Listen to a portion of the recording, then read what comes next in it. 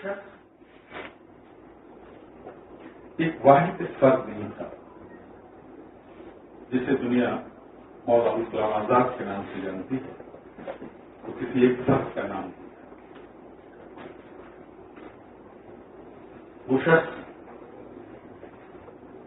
बहुत से लोग कहते हैं कि वो फलाना एक शख्स नहीं अंजुमन है।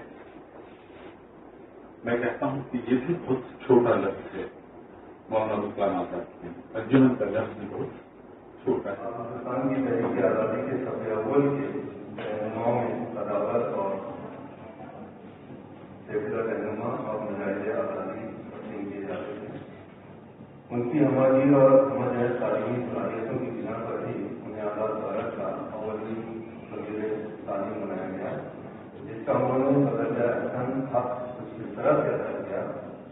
आज भी पूरी दुनिया उनका लोहा मानती है। आज के सेमिनार में जो मकाले पढ़े गए उसमें मौलाना आज़ाद की शख्सियत के मुख्तलिफ पहलुओं पर रोशनी डाली गई। और दिल्ली से जो तशरीफ़ लाए थे डॉक्टर शहरियार साहब, उन्होंने मौलाना आज़ाद के तालीमी नज़रियात और प्राइमरी सतह से लेके आला सतह तक उन्होंने जो बातें रखी थी तालीम के हवाले से, उस पर गुफ्तगू की। और से इस बात का यकीन है हमें कि इन मकालों से हमारी नई नस्ल को और हम सब को रोशनी मिली है।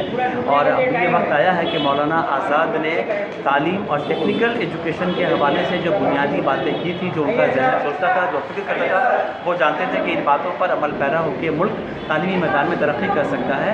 अब वो वक्त आ गया है कि आज हम मौलाना आज़ाद की पैदाइश के इस बात का अहद करें कि हम उनके तालीमी नज़रिए को समझें, उसे आम करें, अपनी दरसगाहों में नज़रियात का अमली तौर पर नाफिज करने की कोशिश